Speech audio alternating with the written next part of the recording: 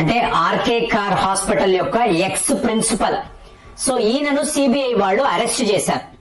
Anti corruption branch financial irregularities పేరు మీద ఈయనని అరెస్ట్ చేయడం. ఇవాళ కల్కట్టాలో ఏ మూల చూసినా కూడా పండుగ వాతావరణం. మీకు ముఖ్యంగా మెడికల్ కాలేజీలు, ప్రతి ఒక్క కాలేజీ దగ్గర కూడా ఈ జూనియర్ డాక్టర్లు, అలాగే మీకు అక్కడ ఉండే సోషల్ యాక్టివిస్టులు చాలా పెద్ద లెవెల్లో పండుగ చేసుకోవడము, స్వీట్లు పంచడం. సో ఇది సడన్ గా వచ్చిన, అంటే అందరూ ఎదురు చూసిందే. మనము కూడా ఎన్నో వీడియోస్ లో మాట్లాడాము. గత 15 రోజుల నుంచి ఇతన్ని ఇంట్రాగేట్ చేస్తున్నారు. నిద్ర లేస్తే ఎదురుగుండా సిబిఐ అధికారులు, పడుకోవాలి అంటే గుడ్ నైట్ అని సిబిఐ అధికారులకే చెప్పే పరిస్థితి. సో ఫైనల్ గా ఇతన్ని అరెస్ట్ చేయడం అనేది చాలా పెద్ద ఒక వార్తగా ఇవాళ భారతదేశం అంతా కూడా మీకు ఎక్కడికక్కడ మీకు డప్పులు కొడుతూ ధర్మ పోరాటము గెలిచింది అని చెప్పి మాట్లాడుకుంటున్నారు.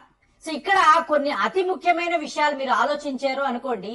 సందీప్ ఘోష్ అరెస్ట్, ఈ అరెస్ట్ అయ్యాడు చూసారా, మీకు ఆ సర్కమ్స్టెన్సెస్ చూడండి. మొన్న ఆంధ్రప్రదేశ్ లో మీకు కృష్ణా డిస్ట్రిక్ట్ లో ఒక ఇంజనీరింగ్ కాలేజీలో మీకు ఇలాగ విద్యార్థులు బయటికి వచ్చి పోరాటాలు చేశారు అంటే హిడెన్ కెమెరా విషయంగా ఒక వీడియోలో మాట్లాడారు చాలా మంది మిత్రులు. మరి మీరు ఇది 5 ఏళ్ల క్రితం ఎందుకు మాట్లాడలేకపోయారు? అప్పుడు మాత్రం ఎందుకు సైలెంట్ గా ఉన్నారు? అంటే ఏంటి, అక్కడ ఎన్ని జరిగినా కూడా మనం మాట్లాడలేదు అన్నట్టుగా మిత్రులు రాశారు. ఇక్కడ గమనించాల్సిన విషయం ఒకటి ఉంది ఫ్రెండ్స్. మీకు ఎప్పుడూ కూడా ప్రజలు తిరగబడాలండి. ఆ 5 ఏళ్లలో ఎన్నో జరిగాయి. నాకు తెలిసి, మాకు ఇంకా చెప్పాలంటే మాకు బాగా కావలసిన వాళ్ళు, ఆ అబ్బాయి విషయంలోనే ఇది జరిగింది. సో మేము ఇది హత్య అని భావించాము. కాదండి, ఇది ఆత్మహత్య అని చెప్పి పోలీసులు చెప్పారు. ఉన్నత అధికారులు కూడా ఇది ఆత్మహత్యే కదా అని చెప్పి మాట్లాడారు. కానీ విచిత్రం ఏంటో చెప్పమంటారా? అంటే ఇదేదో మీరు కామెంట్స్ పెట్టేయడము అయిపోయింది అనుకుంటారు. మేము పర్సనల్ గా చూసే విషయాలండి. అక్కడ ఎక్కడా కూడా విద్యార్థులు అనండి, ఆ కాలేజీ ప్రొఫెసర్లు అనండి, యాజమాన్యము అనండి, ఒక్కరు కూడా ఒక మాట కూడా మాట్లాడలేదండి. మేము ఫోన్ చేసి, ఏమండి మీరు ఆ లోకల్ గా కాలేజీ ప్రొఫెసర్ కదా, అసలు ఏం జరిగింది పిల్లాడి విషయంలో అంటే, బాబా ఇవన్నీ మీరు మాట్లాడకూడదండి, దయచేసి ఫోన్ కట్ చేయండి అని కట్ చేసిన సందర్భాలు. అంటే ప్రజలు తిరగబడకపోతే, ప్రజలు ప్రశ్నించకపోతే, ఇది ఒక ప్రజాస్వామ్య వ్యవస్థ అండి, ఇది ఒక డెమోక్రటిక్ కంట్రీ. ఇక్కడ ప్రజలే మీకు రాజులు, ప్రజలు ప్రశ్నించాలి. అక్కడ కల్కట్టాలో ఇది జరిగింది. ఇవాళ ఎందుకు నేను కృష్ణా జిల్లాలో ఈ కాలేజీ గురించి మాట్లాడానంటే, విద్యార్థులు బయటికి వచ్చారండి, ప్రొటెస్టులు తెలిపారు. ఇదే మన డెమోక్రసీలో ఉండే బలం.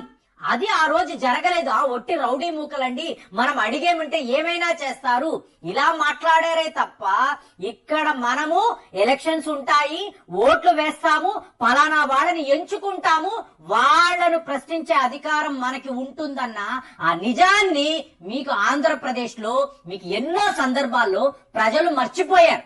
సో ఇవాళ మళ్ళీ మీకు ఆ ప్రజాస్వామ్య వ్యవస్థ ప్రజలు అడగాలండి. అడిగినప్పుడే మాలాంటి వాళ్ళం మాట్లాడతాం. లేదు అనుకోండి, మేము ఒక్కరము వచ్చి ఇలా అయిందా అలా అయిందా అని మాట్లాడితే ఎటువంటి ప్రయోజనం ఉండదు. సో ఇప్పుడు ఇక్కడ మీరు గమనించారనుకోండి, సందీప్ ఘోష్ అనబడే వ్యక్తిని సిబిఐ వాళ్ళు అరెస్ట్ చేశారు చూసారా. ఎందుకంటే ఇంత పండుగ చేసుకుంటున్నారు అంటే, మీకు ఇక్కడ ప్రభుత్వం యొక్క తీరు గమనించాలి. ఆయన దీని ముందు ఆత్మహత్య అన్నాడు, పోలీసులను మభ్యపెట్టాడు. పోలీసులు కూడా ఎక్కడికక్కడ ఏమండి ఈ అమ్మాయి ఆత్మహత్య చేసుకొని చనిపోయిందండి అని చెప్పారు. మీడియా అంతా కూడా దీన్ని సూసైడ్ అనే రాశారు. సరే అయిపోయింది. కానీ ఇతను రాజీనామా చేస్తూ ఏం మాట్లాడాడు, ఆ అమ్మాయి నా కన్న కూతురు లాంటిదండి, ఆమెకి ఇలా జరగడం నేను చాలా బాధపడుతున్నాను, కాబట్టి ఈ పదవికి రాజీనామా చేస్తున్నాను అని చెప్పి ఒక చాలా పెద్ద ప్రకటన చేశాడు. అందరూ అబ్బా సందీప్ ఘోష్ ఎంత గొప్పవాడు, ఇమీడియట్ గా ప్రిన్సిపల్ పదవిని రాజీనామా చేశాడు అని చెప్పి అనుకున్నారు. కానీ with in a day national medical college and hospital అని చెప్పి ప్రభుత్వానికి సంబంధించిన ఇంకొక ఆసుపత్రి, అక్కడ ఇతనికి ఉన్నత పదవి ఇచ్చి వీళ్ళు అపాయింట్ చేశారు. అంటే ఇతను ద మోస్ట్ కరప్ట్ పర్సన్ అని చెప్పి అందరికీ తెలుసు. ఇతను ఈ అవయవాలను అమ్ముకుంటాడు, బయోవేస్ట్ అమ్ముకుంటాడని ఎన్నోసార్లు మాట్లాడాము. మీకు కాంట్రాక్ట్ అంటే నాకు 20% రావాలి, ఒకవేళ మా కాలేజీలో మీకు ఇలాగ విద్యార్థులు ఫెయిల్ అయితే 5 లక్షల నుంచి 8 లక్షలు తీసుకొని ఇతను పాస్ చేయిస్తాడు. అలా వందల మందిని పాస్ చేయించాడు. ఇది అందరికీ తెలుసు. అలాంటి ఒక కరప్ట్ పర్సన్, అవినీతి పరుడు మీకు ఇవాళ ఇంకొక ఉన్నత పదవికి వెళుతున్నాడు అనుకోండి, మీకు అక్కడ మంత్రులు ఉంటారు, మీకు హెల్త్ అథారిటీస్ ఉంటారు. ఇంకొక విషయాన్ని చూసారనుకోండి, అక్కడ హెల్త్ డిపార్ట్మెంటే మీకు డైరెక్ట్ గా వెస్ట్ బెంగాల్ చీఫ్ మినిస్టర్ ఆధ్వర్యంలో ఉంటుందండి. అలాంటిది ఈయనకి ఇంకొక పదవి ఇచ్చారు, ఉన్నత పదవి ఇచ్చారు అనుకోండి, మీకు ఎలా ఉంటుంది? ఎంత బాధగా ఉంటుంది. ఇక్కడ ఇన్ని అరాచకాలు చేసి, ఇంతంత పెద్ద మోసాలు చేసి, ఇన్ని నేరాలు చేసి, అక్కడ అమ్మాయిని ఎవరో మానభంగము చేసి హత్య చేస్తే నువ్వు దీన్ని ఆత్మహత్య అంటున్నావు, తరువాత రిజిగ్నేషన్ అంటున్నావు. ఇవాళ ఇంకొక కాలేజీలో నీకు ఒక టాప్ పొజిషన్ ఇస్తున్నారు అంటే ఇదంతా ఏమిటి? దీన్ని ఎవడైనా ప్రభుత్వం అంటాడా, పాలన అంటాడా? సో ఇది ప్రజల్లో వచ్చిన ఆలోచన. సో అందరూ బాధపడ్డారు. ఇప్పుడు వాళ్ళ నాన్నగారిని అడిగారు, ఏమండి సందీప్ ఘోష్ ని ఇలా అరెస్ట్ చేశారు కదా, మీరు ఆనందిస్తున్నారా అంటే, అతన్ని అరెస్ట్ చేయడంలో నాకు ఆనందంగానే ఉందండి, కానీ ఇంకా కూడా మా అమ్మాయి విషయంలో అసలు నేరగాడు ఎవరో ప్రూవ్ అవ్వాలి, అతనికి మరణ శిక్ష అంటే ఉరి శిక్ష విధించాలి, ఆ రోజే నిజంగా న్యాయం జరిగిందని చెప్పి మేము పండుగ చేసుకుంటాము. మా అమ్మాయి పోయింది, కానీ ఇవాళ ఒక నేరగాడు ఇంకా కూడా మీకు సురక్షితంగా ఉన్నాడు. అలాంటప్పుడు మనం ఏం మాట్లాడాలి? ఈ లీగల్ సిస్టమ్ ఏంటి, ఈ పోలీస్ డిపార్ట్మెంట్ చూడండి ఫ్రెండ్స్. మీకు సందీప్ ఘోష్ ని అరెస్ట్ చేసిన విత్ ఇన్ అవర్స్ ముగ్గురు అతి ముఖ్యమైన వ్యక్తులు. ఇందులో అఫ్సర్ అలీ ఖాన్ అనబడే, నేను ఒక అడిషనల్ సెక్యూరిటీ ఆఫీసర్ అని చెప్పి మీకు ఆర్కే కార్ హాస్పిటల్లో ఒక ఇన్ఛార్జ్ ముందు గట్టిగా అరిచాడు, దీదీకి ఫోన్ చేయండి, సీఎం దీదీకి ఫోన్ చేయండి అంటే వీళ్ళకున్న కనెక్షన్ చూడండి. మీకు సందీప్ ఘోష్కి ఇతను చాలా దగ్గర వ్యక్తి, ఇతను అతనికి సహాయం చేస్తున్నాడు. అవినీతి యాక్టివిటీస్ అన్నిట్లో కూడా సందీప్ ఘోష్ కి దగ్గరలో ఉన్న వ్యక్తి ఎవరు?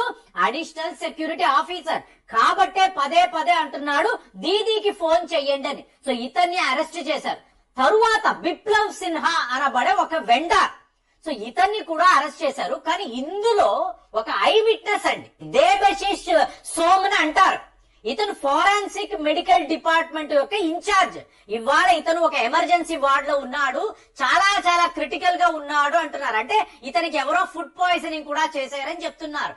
అలాంటిది ఇతనే సందీప్ ఘోష్ చేస్తున్న ప్రతి ఒక్క పాపము దానికి ప్రత్యక్ష సాక్షి. అంటే మీకు ఒక అనాథ శవం వస్తుంది, దాన్ని వీళ్ళు పోస్ట్ మార్టం కి పంపిస్తారు, అవయవాలను తీస్తారు. ఈ అవయవాలంతా కూడా బ్లాక్ మార్కెట్ లో హై ప్రైస్ కి వీళ్ళు అమ్ముతారు. దీనికి ఒక డాక్టర్ ఉండాలి, ఒక ఇన్ఛార్జ్ ఉండాలి. వాళ్ళు సందీప్ ఘోష్ తో కలిసే కదా ఈ పనులు చేసి ఉండాలి. ఆ డబ్బుల్ని వీళ్ళు కూడా పంచుకొని ఉండాలి కదా. ఇది హెల్త్ డిపార్ట్మెంట్ అధికారులకు తెలియకుండా ఎలా ఉంటుంది? స్టాండర్డ్ ఆపరేటింగ్ ప్రొసీజర్ అనేది ఒకటి కూడా ఈ హాస్పిటల్లో ఉండదు. ఆ అమ్మాయి మరణించినప్పుడు ఆ ఆధారాలను ఏదో ఒక రకంగా మీకు ఎలిమినేట్ చెయ్యాలి, మీకు మొత్తం క్రైమ్ సీన్ ని మార్చి వెయ్యాలి అని పోలీస్ డిపార్ట్మెంట్ వాళ్ళు కూడా ప్రయత్నాలు చేశారని చెప్పి ఇవాళ అందరూ మాట్లాడుతున్నారు. మీరు చెప్పండి, ఇలాంటి ఒక న్యాయ పోరాటము విద్యార్థులు చెయ్యాలి అంటారా, చెయ్యకూడదా? నేరము జరిగినా కూడా మాకు ఏమైంది, మాకు దీంతో సంబంధమే లేదు కదా అని చెప్పి వాళ్ళు ఇలాగ కామ్ గా ఉన్నారు అనుకోండి, మరి ఇట్లాంటి వాళ్ళు మీకు అరెస్ట్ అవుతారా? అరెస్ట్ అవ్వరు కదండి. వాళ్ళు మళ్ళీ ఉన్నత పదవుల్లోనే ఉంటారు. ప్రజలు ఎప్పుడు తిరగబడతారో ఆ రోజే న్యాయము అనేది గెలుస్తుంది. ఇది నా వాదన, నా అభిప్రాయం. మరి మీ అభిప్రాయాలు ఎలా ఉన్నాయో తెలియజేయండి. మళ్ళీ వచ్చే వీడియోలో కలుద్దాం. జై హింద్. So final